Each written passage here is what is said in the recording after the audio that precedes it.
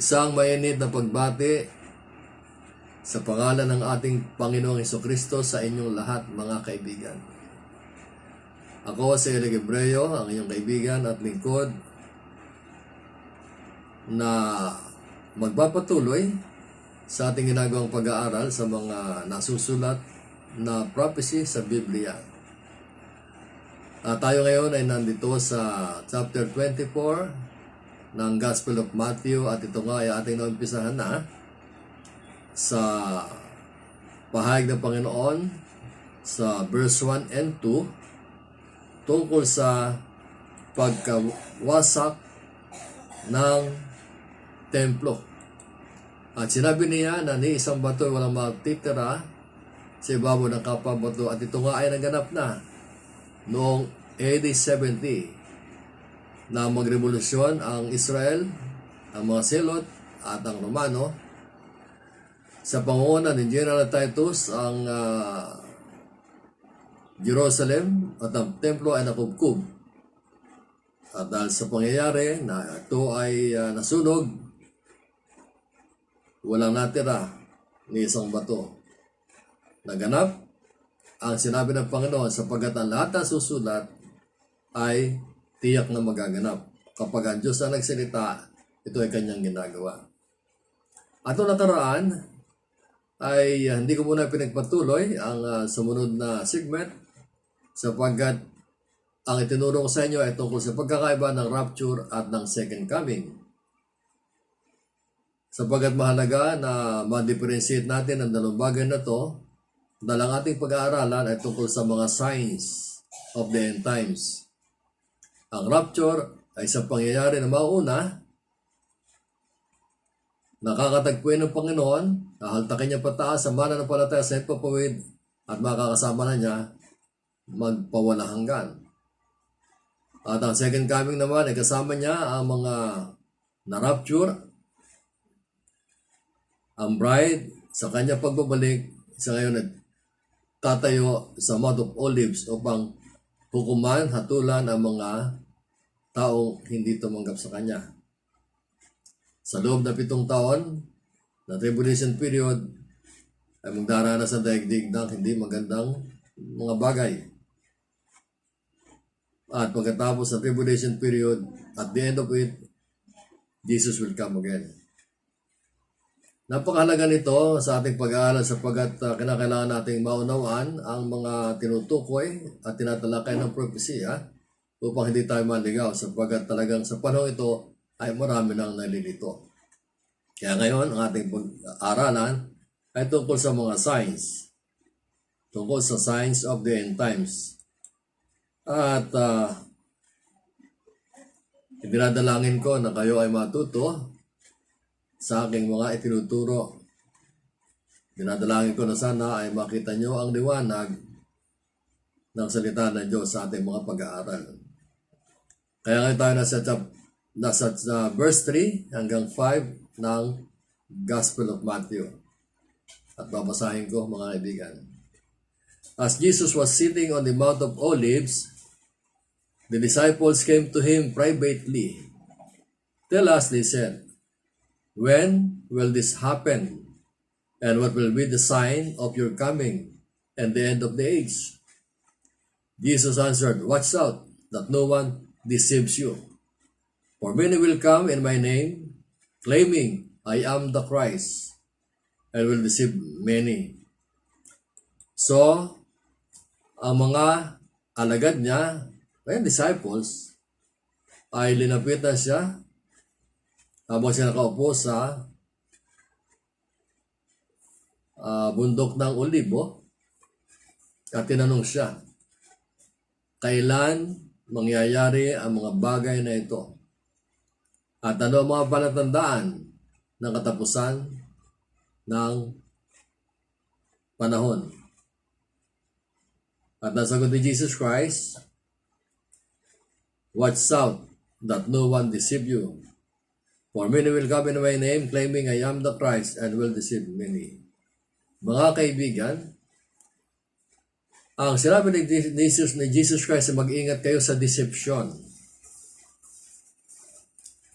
sapagkat ito ang kasangkapan ni Satanas na napapaka-epektibo.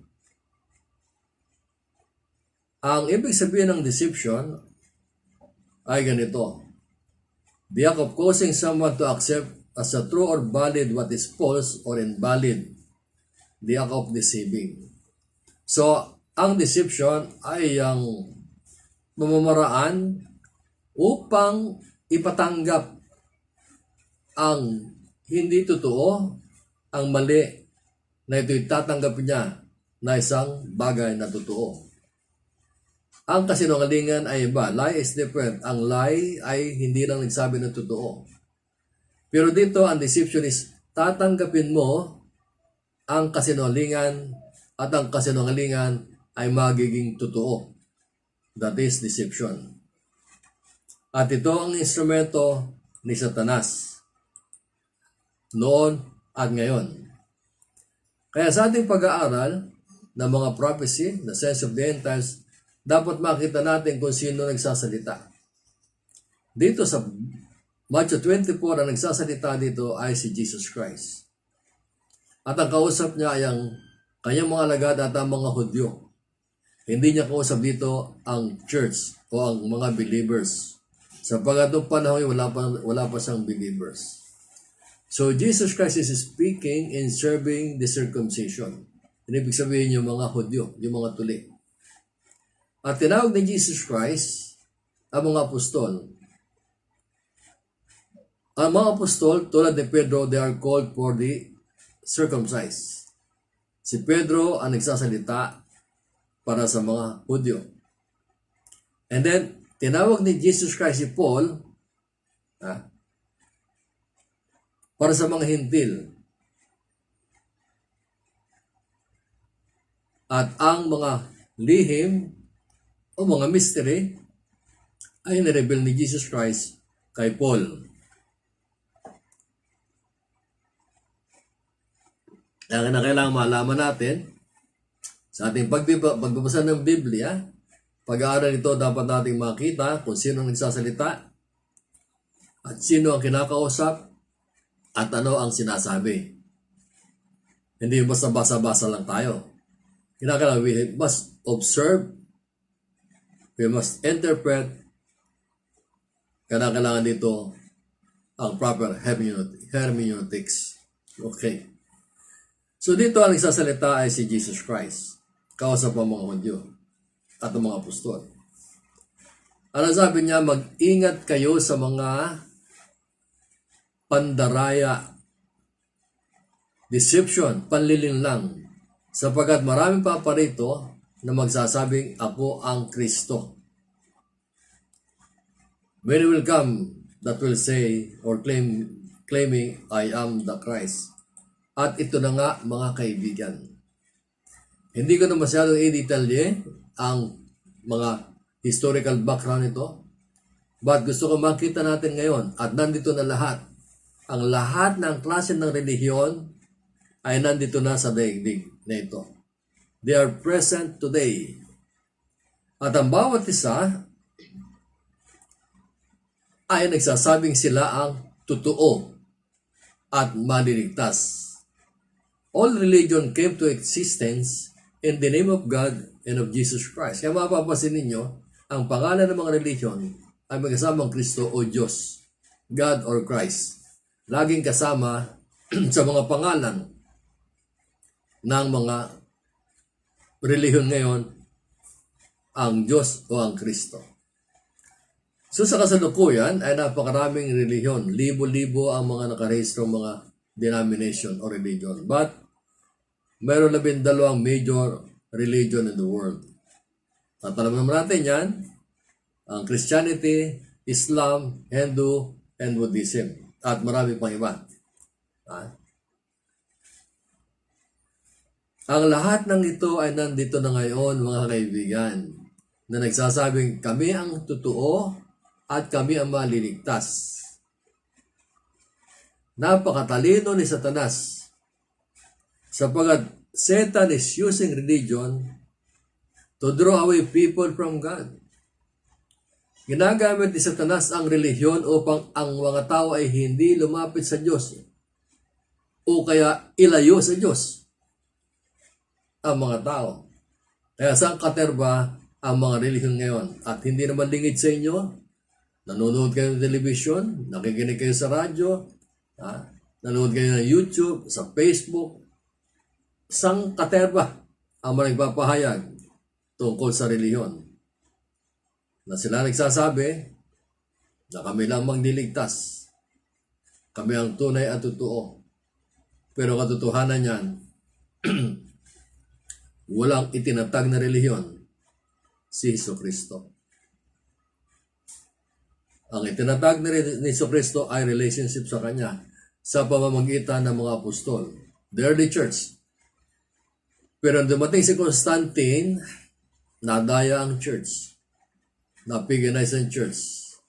At ang claim ngayon ng Rome, sila ang tunay na church. At ang first pope ay si Peter. Alam naman natin si Pedro ay may asawa kaya hindi siya qualified na maging papa. Kung ang basya nito ay ang pagiging papa ay walang asawa. Disqualified. At ang gusto kong talakayan ngayon sa inyo ay ang kalituhan ng mga tao sa Christianity. Madaling unawain ng mga Islam, naniniwala ang Islam si Jesus Christ sa isang propeta lamang, hindi Diyos. At ang mga Hindu, other religion, mga kulto, lahat dyan, may mga Unitarian. Si Jesus ay tao, marami nagkakaisa na si Jesus ay tao lamang. Kaya kilala natin yon. Pero ang Christianity, dito, malaki ang problema. Malaki ang problema sapagkat dito maraming palso. Dahil yung hindi gumagamit ng pangalang Christian, madaling makilala. So yung Muslim, Buddhist, and Hindus, alam natin na ang paniniwala nila. Pero ang nagsasabing Christian, nandito ang maraming lies. And remember this, half-truth is dangerous than lies. Lalo na ngayong mga kaibigan. Ano bang ginawa ni Satanas? 2 Corinthians chapter 4, verse 4. The God of this age has blinded the minds of the unbelievers so that they cannot see the light of the gospel of the glory of Christ, who is the image of God. Deception. Marami na ngayon nagpapakilala na sila ang maliligtas, sila ang totoo. Pero ito ang hindi nakikita mga kaibigan, dumarating na deception. Kung paano na-deceive ni Satan si Eva, alam nyo, si Eva at si Adan ay inosente sa kasalanan. Hindi na alam ang kasalanan, pero si Satan ay wise, cunning, and crafty. Napapaniwala ni Satanas si Eva na kapag kinain ang bunga ng prutas na pinagbabawal, ay magiging Diyos ka rin. You can be like God. You will know the truth. You will know the difference. You will know the truth and evil because pag kinain mo yan, magiging Diyos ka. Yung the first lie of Satan, you can be like God. Kaya mga tao ngayon ay mga Diyos ng kanilang sarili. So lahat ng tao ay Diyos ng kanilang sarili. Dahil ang tao ngayon ay hindi na kailangan dayain ni Satanas dahil sila ngayon ay victim of Satan. Okay, ha? Ang lahat na ipapanganak na tao sa balat ng lupa ay biktima na ni Satanas. At ngayon, yung mga nakakilala kay Jesus Christ, yan ngayon ang lilinlangin ni Satanas. Sino ang lilinlangin ni Satanas? Yung believers ni Jesus Christ. In the name of Christ. Yan. Hindi na kailangan linlangin ni Satanas ang Muslim, ang mga cults. Ang ibig sabihin ng cult, mga kaibigan, lahat na relihiyon na hindi naniniwala na si Jesus Christ ay Diyos, they are cults. Yan ang technicality niyan.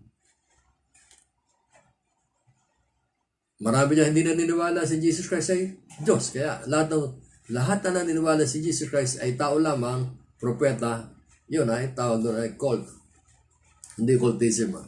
So, ang mga tao biktima na ni Satanas. Pero marami ang nakakilala kay Jesus Christ after His resurrection. After His resurrection. Sapagkat, ibinuhos na ng Panginoon Jesucristo o ng Diyos mismo ang banal na Espiritu after His resurrection. Yung day of Pentecost. So the church was born on the day of Pentecost. Ibig sabihin ng Pentecost is 50 days after the resurrection of Jesus Christ. That's Pentecost. The church was born at lumago na lumago, dumami ang mga mananampalataya ni Jesus Christ. At yung mananampalataya ni Jesus Christ ang dinadaya ngayon ng dyablo. Hindi yung biktima niya.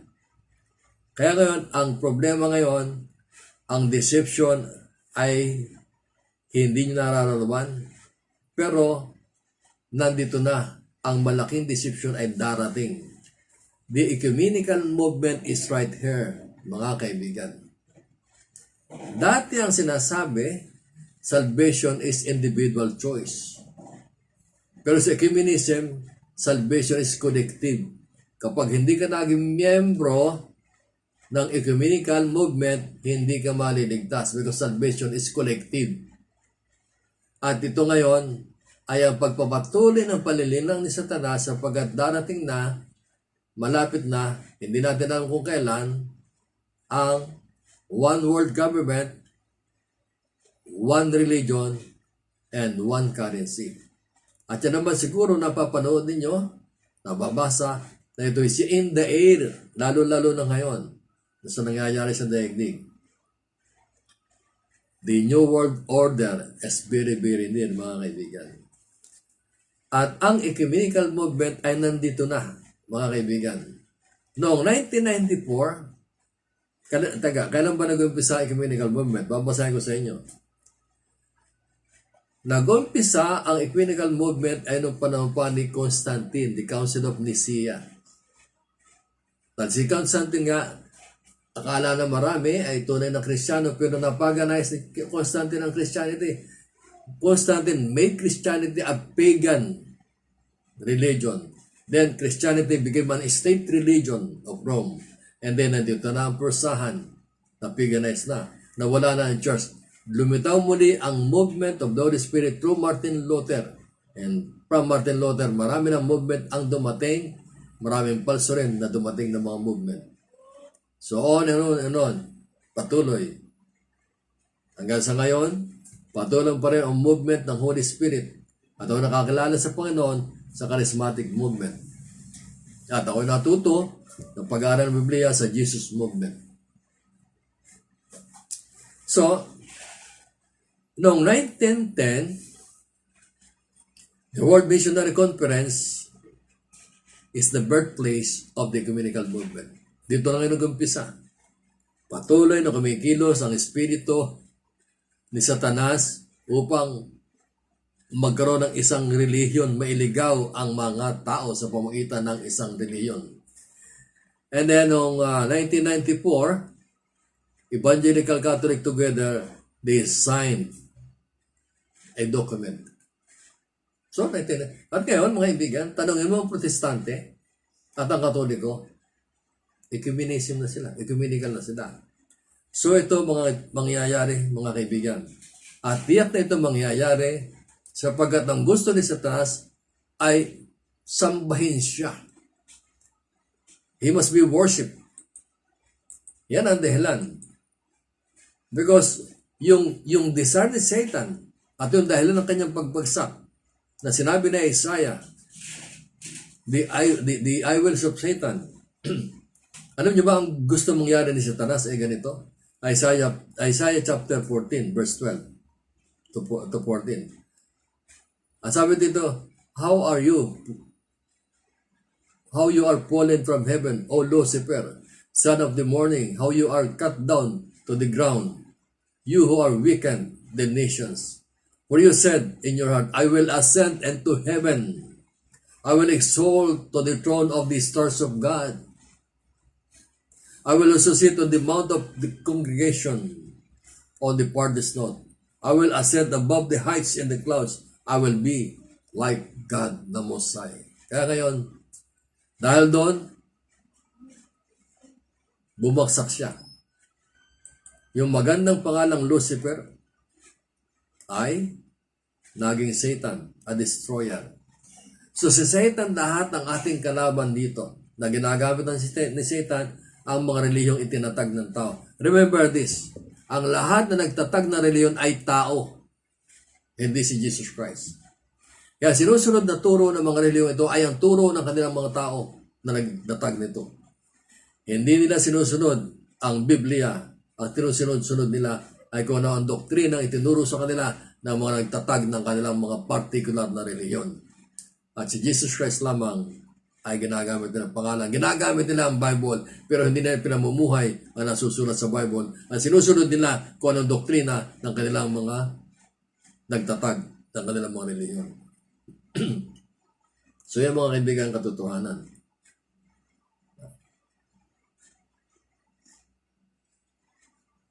Ngayon ay nandito na ang pinamalaking deception na mangyayari. After the rapture of the church, magaganap ang mga bagay nito. Sa Revelation 13, magmamaterialize ang ecumenical, ang one world religion. It will materialize after the rapture, mga kaibigan. And then and there, Satan will be worshipped by the people na tinatakan ng Antichrist. Magaganap ito. At ito na nga, walang katigil-tigil ang pagkilos ng Pope of Rome upang magkaroon ng isang relihiyon. Mag-research kayo. Nandiyan ang internet. Nandiyan, interviewin yung mga protestante. Yung mainline denominations like the Presbyterian and Methodist. Yung malalaking denominations. They are one now. So, it will definitely happen after the rapture. And verse 4 of Revelation 13 says, So they worship the dragon who gave authority to the beast. And they worship the beast, saying, Who is like the beast, who is able to make war with him? All who dwell on the earth will worship him, whose names have not been written and the book of life of the lambs slain from the foundation of the world. So, it will happen, mga kaibigan, after the rapture. Romans 13 is the chapter that proves there will be a one world government, one world religion, and a single currency. Nandiyan na yan, mga kaibigan. Ito na, malapit na to. Hindi ko alam kung kailan. Kaya nga pinapag-aralan natin ang signs. These are the signs of the coming of Jesus Christ, not the rapture. The rapture has no sign. Rapture will come in a minute. It will happen in a minute. Ito ang darating na malaking deception.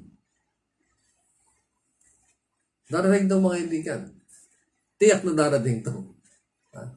At ito mangyayari after the rapture. Mangyayari ito after the rapture.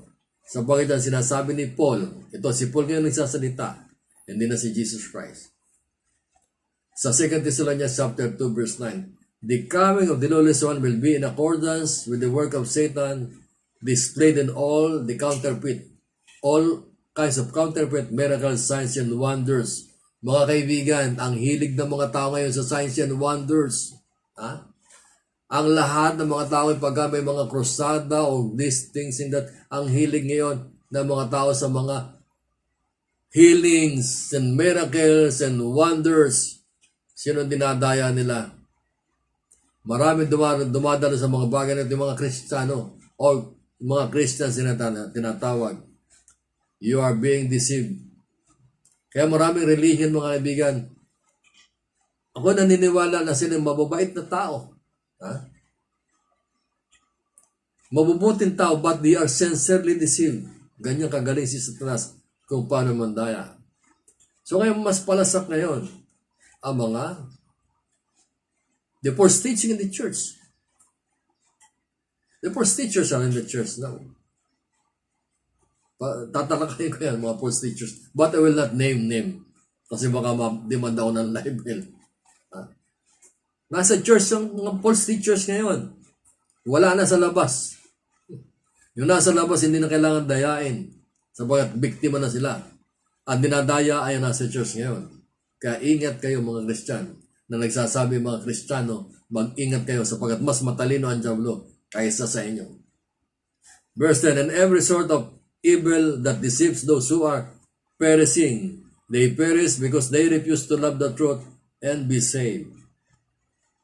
For this reason, God sends them a powerful delusion so that they will believe the lie, and so that all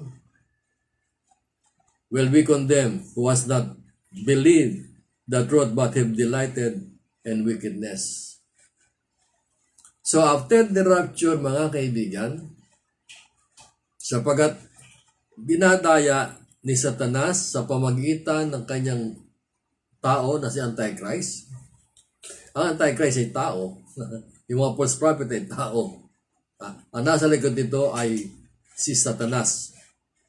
Kaya hindi natin kaaway ang tao, kaaway natin ay si Satanas sapagkat siya ang nanlilin lang sa mga tao.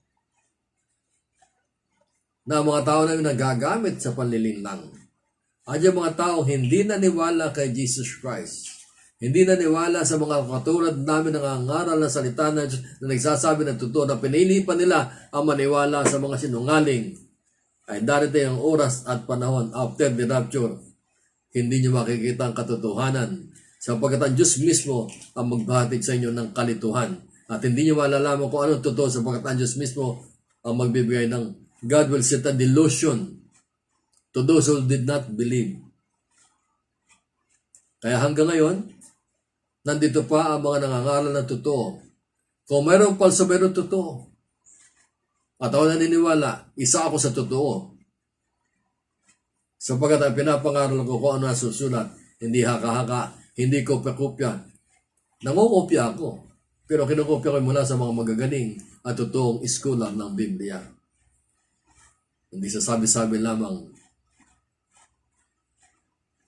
So yung mga kaibigan ang darating na panlilinlang. Ito ang umiikot ngayon sa buong mundo.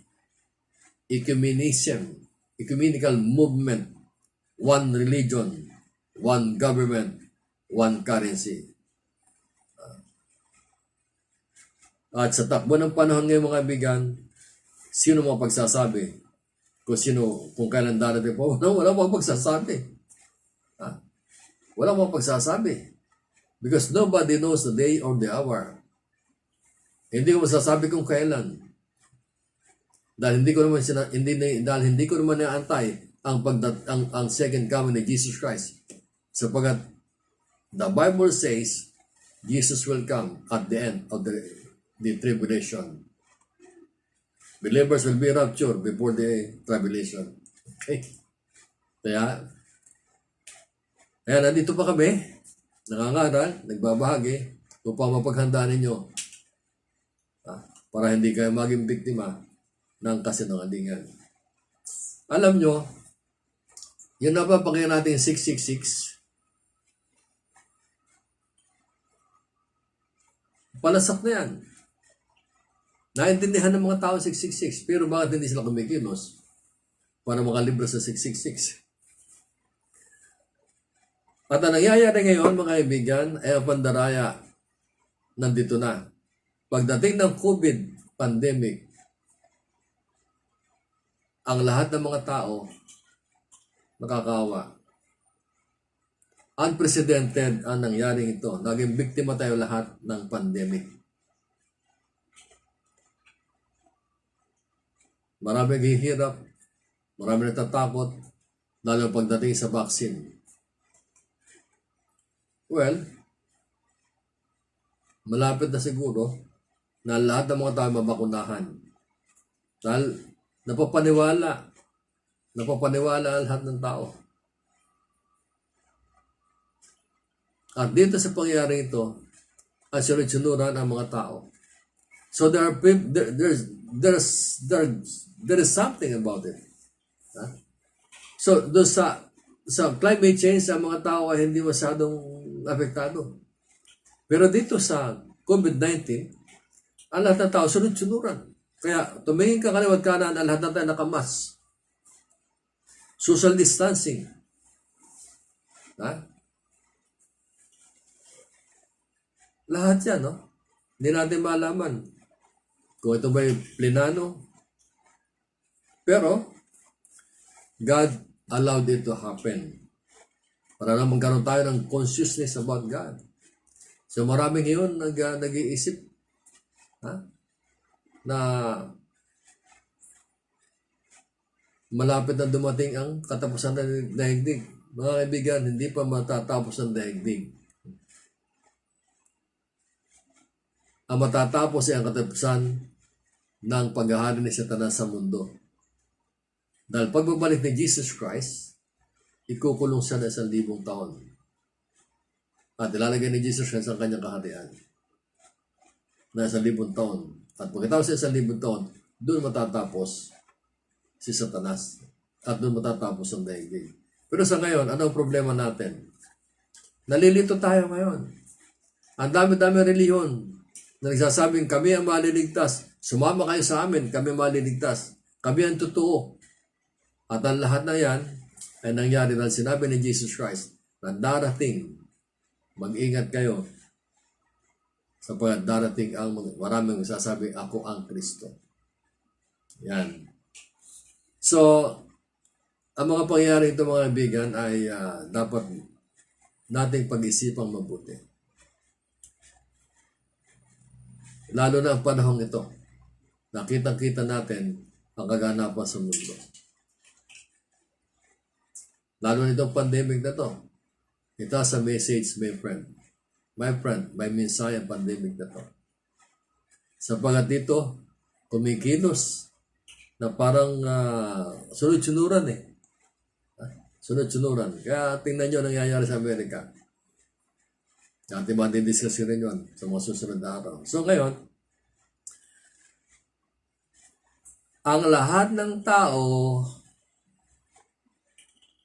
ay patungo sa kamatayan. Walang maliligtas. Walang mga libreng kamatayan. Kaya naman, ginagamit ng dyablo ang relihiyon dahil pagka hindi mo tinanggap si Kristo, kasama ka niya sa impyerno. Pero pag tinanggap mo siya, wala siya makakasama sa impyerno. Ganyan lang. At lahat ng paraan para makontrol ni Satanas ang mga pangyayari, pagdating nga ng, ito nga nangyayari na, collective ng salvation sa ecumenical movement. Hindi na bago sa inyo yan. At kasi ang gusto ni Satanas, makontrol niya ang mga tao, matatakan siya at para siya sambahin. At ito nga, sa Revelation chapter 13 verse 14, ito na ang persahan. Babasahin ko sa inyo para mapakinggan ninyo. At kung kayo may mga Biblia, basahin nyo. Lalo ang Revelation 13. Dahil ito ang Revelation 13, yan ang New World Order.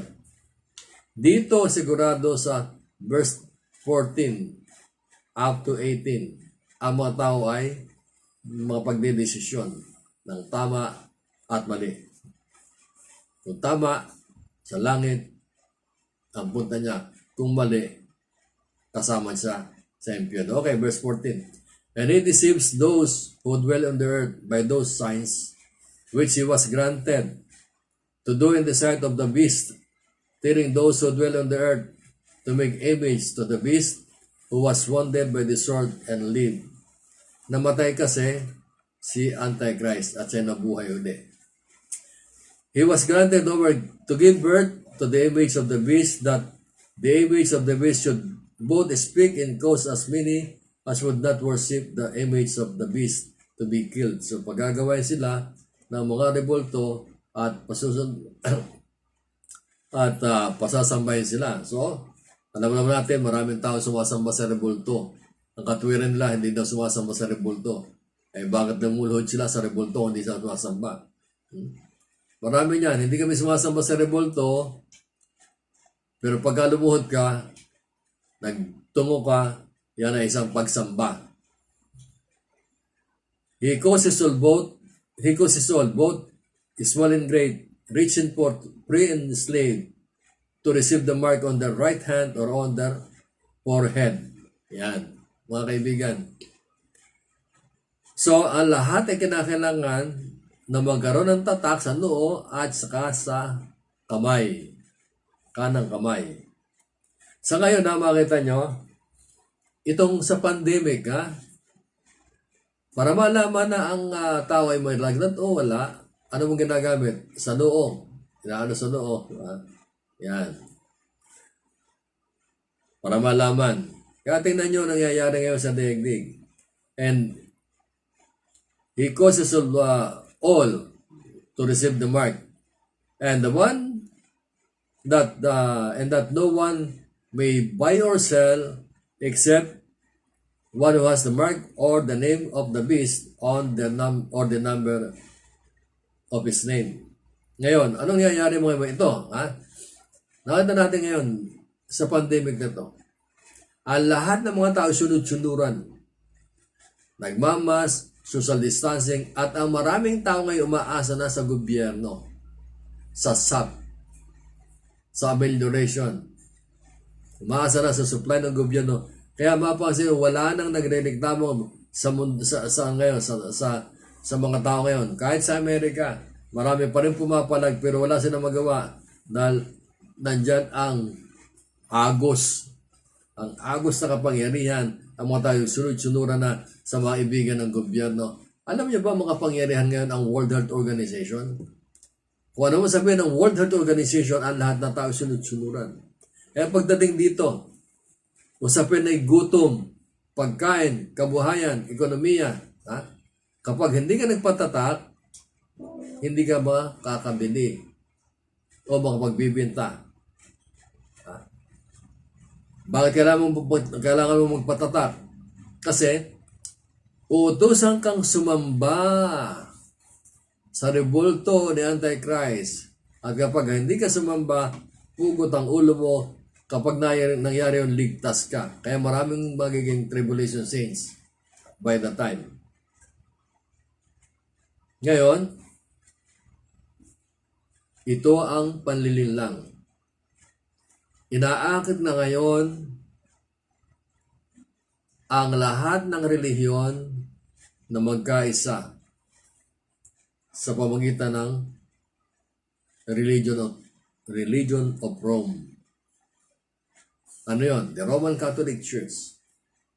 Hindi mo sinasabi Roman Catholic, hindi naman sinasabi Roman Christian Church. So sorry, Roman Catholic Church. Kaya magandang vision ni Constantine Ang vision niya ng cross. So, sa pamagitan ng sandata, hindi nila nalupig ang buong daigdig. Pero sa pamagitan ng cross, marami silang naging biktima sa buong mundo. At ngayon, patuloy na kumikilos ang ecumenism. Ngayon ay marami na ang nagpirma at marami na ang naniniwala. At darating na ang one world religion pagkatapos ng rapture, mga kaibigan. After the rapture. So, alin mauna? Rapture and then the second coming. At kapag naiwan ka ng rapture, ano mangyayari? Maliligtas ka kung magpapapugot ka ng ulo at kakain ka ng masarap kung magpapatata ka sa kamao mo o sa noo para mabuhay ka. Nasa iyong pagpili. So yan ang deception ngayon, mga kaibigan. Collective salvation. Hindi na individual salvation. Sapagkat gusto ni Satanas, siya ay sambahin at siya ay darating. Kaya sabi ni Jesus Christ sa kanyang mga nagad, Jesus answered, watch out that no one deceives you. Watch out that no one deceives you. Ito ngayon sinasabi ko sa iyo, paano? Ha? Hindi tayo madadaya. Yan ang kailangang makilala natin ang katotohanan upang hindi tayo madaya. At sino ang katotohanan? Si Jesus Christ lamang ang totoo. At si Jesus Christ ang sinusunod ng mga mananampalataya niya. Hindi tao. Ako ay born again, pero kung sino ba mga bishop dyan, kapatid natin siya. Pero ang utos niya na wala sa Biblia, sorry na lang, because I obey Jesus Christ. At walang mataas sa tao sa Kristyanismo, malibang kay Jesucristo. Malibang sa Kanya. Kaya ang tunay na Kristiyano ay hindi maliligaw dahil siya ay pinag-aari ng banal na Espiritu. Unless a man is born again, you cannot see the kingdom of God. Meaning, when you're born again, you will understand the things of God and the spiritual things of God. Okay? So para makaiwas, simple lang. Ano mo sabi ni Jesus Christ? Repent, for the kingdom of God is near. Repent. Change your mind about me. Repentance is a change of mind, not reform yourself.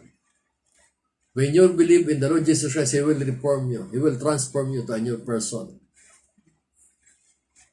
Marami yung nagtuturo, magbago ka, tatanggapin ka ng Diyos. Hindi. Tanggapin mo si Kristo at babaguhin ka niya. Magkakaroon ka ng bagong pagkatao. So mga kaibigan, para hindi tayo madaya, ito lang ang ulitin ko sa inyo. Ito ang aking ginawang ATM. ATM, madaling tandaan yan. ATM. Hindi ito pera. Naalala ko nga pala, nung maborn again ako after the car accidents, pagbalik ko sa Manila, sa opisina ko sa Makati, tinawagan yung mga barkada ko sapagkat isang linggo din kami nagkikita. O pare, kamusta? Ako, ito, na-aksidente. O balita nga namin, na-aksidente ka. O nga pare, maganda nangyari sa aking aksidente. Ano maganda nangyari? Nakilala ko si Jesus Christ sa aking aksidente. Oh, ano ba? Yes. Nakilala ko siya. Kaya sana makilala niyo rin siya. At bakit? Para may pera ba dyan? Alam niyo mo kami mga salesman, mukhang pera. Puro commission. Pero may pera ba dyan?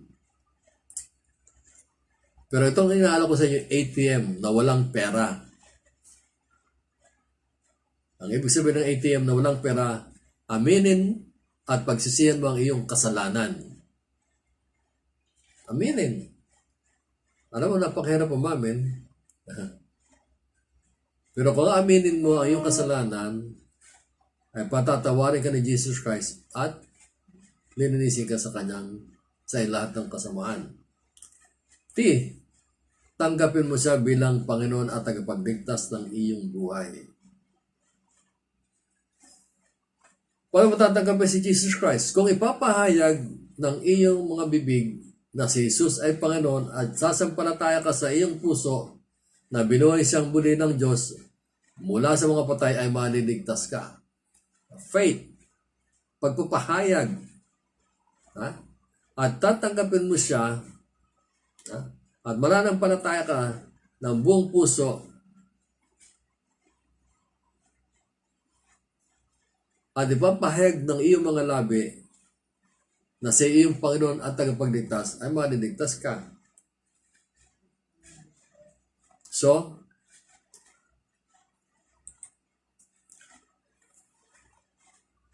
aminin mo, may kasala ka, tanggapin mo si Jesus Christ ng buong puso at ipahayag mo siya ngayon na sa iyo ng Panginoon at tagapagligtas. Ikaw ay tiyak na maliligtas. Manalangin ka. Siyempre, nananalangin naman tayo. Pero dito, tunay na pananalangin galing sa puso. Hindi memoryadong panalangin. Panalangin na galing sa puso mo at magbasa ka ng Biblia At dahil ikaw ay tumanggap mo kay Jesus Christ, nasa iyong banal na Espiritu, maintindihan mo ang Biblia. Dahan-dahan, unti-unti. At maghanap ka, idalangin mo kay Jesus Christ na ikaw ay dalhin niya sa isang church na born again kung saan ka mag-aaral, matututo at madidisciple hanggang sa mga paglingkod ka. Maraming church everywhere. Kung si Jesus Christ ay iyong pastol, si Jesus Christ ang magpapakain sa iyo ng salita ng Diyos sapagat man shall not live on bread alone but by every word that comes from the mouth of God. Ganun na mga kaibigan. Ang gawin mo. Sa akin, walang nagpatanggap na sino man. Dahil ang ganda ko basta naniwala sa mga inatinan ko, ako'y nag-attend ng Bible study for 8 months. Nag-usyuso lang. Pero alam ko, totoo sinasabi ng mga pastor na nagtuturo noon. Hindi ko lang tinatanggap. Mayabang eh. Pero nung ma-aksidente ako, ang tanong ko, kung namatay ako, saan ang pupunta? Salamat sa Diyos. Nakakilala ko Jesus Christ. Kaya ito ngayon, ang laisin ko sa inyo. Magkaroon ng personal na relasyon sa Kanya at tiyak kung personal ang iyong relasyon kay Jesus Christ, hindi ka maililigaw na sinumang Antichrist. Okay? Hindi ka maililigaw, madidisip, malilinlang na sinumang mga Antichrist na darating o ang ibig sabihin kasi ng Antichrist, against Christ or instead of Christ. Siya ang Kristo o laban sa kay Kristo. At hindi ka maililigaw kung ikaw na kay Jesus Christ. Okay mga kaibigan, maraming salamat sa inyong pagsubaybay sa ating Snatch Away. At alam ko na ako'y magpapatuloy hanggang sa rapture kung hindi mo kunin. Sabagat gumaganda na ang aking kondisyon. Kaya maaari mga pag-record na ako mga 2 or 3 times a week. Kaya subaybayan nyo. Tuloy-tuloy tayo sa pag-aaral natin ng Signs of the End Times na nasusulat sa Biblia. Chapter 24 na Matthew down to 25. Then, the book of the Bible, book by book ang gagawin natin. Verse by verse. Okay, maraming salamat. Ako yung lingkod at kaibigan, Elec Ebreo, and may the Lord bless you and keep you hanggang sa muli.